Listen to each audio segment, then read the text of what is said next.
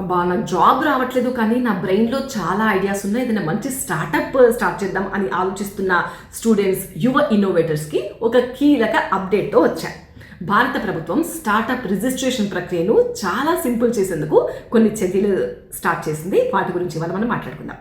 ఈ కొత్త చేంజెస్తో వేగంగా online registration, mentorship support, prototype కోసం సీడ్ ఫండింగ్, అలాగే స్టార్టింగ్ ఇయర్స్లో ట్యాక్స్ బెనిఫిట్స్, యువ ఇన్నోవేషన్ కోసం తక్కువ పేపర్ వర్క్, ఇవన్నీ కూడా అందుబాటులోకి రానున్నాయి. మరి ఎలా రిజిస్ట్రేషన్ చేసుకోవాలి, ఈ బెనిఫిట్స్ అన్ని ఎలా పొందాలి మాట్లాడుకుందాం. చాలా సింపుల్. ఫస్ట్ మీరు ఏం స్టార్ట్ చేద్దాం అనుకుంటున్నారు, మీ ఐడియానంతా కూడా చిన్న ప్రాజెక్ట్ నోట్స్ రూపంలో మీరు రెడీ చేసుకోవాలి. తర్వాత స్టార్టప్ ఇండియా పోర్టల్లోకి వెళ్ళి మీ పేరు, మీ టీం వివరాలు, బిజినెస్ ఐడియా, ఫౌండేషన్ డాక్యుమెంట్స్ ఇవన్నీ కూడా అప్లోడ్ చేసి రిజిస్టర్ చేసుకోవాలి.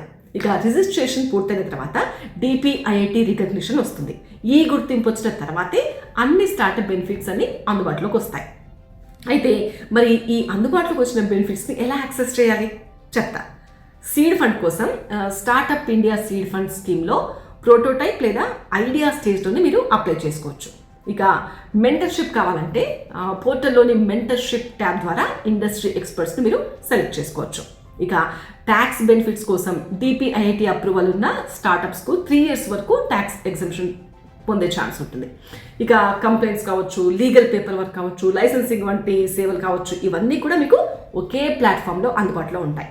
సో చాలా మంచి మంచి ఐడియాస్ ఉన్నా కూడా స్టార్టప్ చేయడానికి భయపడుతున్న స్టూడెంట్స్కి ఇది ఒక మంచి అవకాశం, మంచి ప్రోత్సాహం.